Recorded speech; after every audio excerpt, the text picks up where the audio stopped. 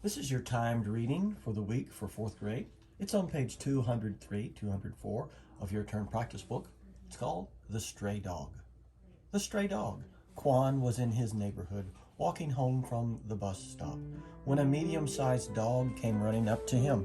It was a shaggy white dog with orange spots and floppy ears, and looked as if it didn't belong to anybody. Quan bent down for a closer look. He didn't recognize the animal from any of the families in the neighborhood. The dog was a big fluffy ball of dirt and had no tags, so there was little doubt. The dog was a stray. Quan wondered what he should do. Quan walked the rest of the way to his house, the dog following behind him. When Quan reached his front door, he picked up the dog and walked inside. The dog wagged his tail frantically with pleasure at being held. He felt like a huge sack of marbles in Quan's arms as Quan carried him into the kitchen. His father was there pouring orange juice into a glass. He took one look at Quan and the dog and nearly dropped the carton of juice. "You can't keep it, Quan," his father said. "I've already explained to you that we don't have the time or space for a dog." "I know, Dad," said Quan, putting the dog down on the floor, "but he's definitely a stray, and I really want to help him." The dog ran over to the kitchen door where Quan's dad kept a pair of running shoes. He took both shoes in his mouth and ran back over to Quan and plopped the shoes down in front of him. The dog sat there with his tongue hanging out, wagging his tail. Just then, Quan's mom walked in.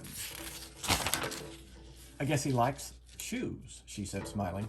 "Why don't you take him to Uncle Bay's and see if he wants the dog?"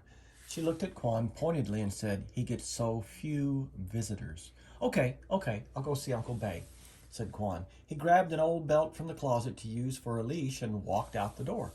Uncle Bay was Quan's least favorite relative, mainly because he was a real grump. He was about as warm as a block of ice. As a young man, Uncle Bay had fought in the army and had his vision severely damaged so that now he could barely see. "Come in," his uncle called when Quan rang the bell. Quan walked into the living room with the dog, saying, "Hi, Uncle Bay." "It's me, Quan." His uncle was sitting in an easy chair. "This stray dog followed me home this afternoon, and Mom and Dad said I couldn't keep it," Quan announced. "We thought you might like to keep him."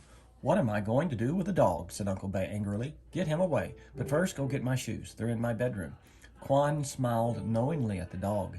He walked the dog into Uncle Bay's bedroom and brought him over to a pair of loafers. The dog grabbed the shoes in his mouth and ran back into the living room. He plopped the loafers right in Uncle Bay's lap. Uncle Bay's face lit up like the sun. It was the first time in a long time that Quan saw his Uncle Bay smile. Uncle Bay looked at Quan and said, "What should I name him?"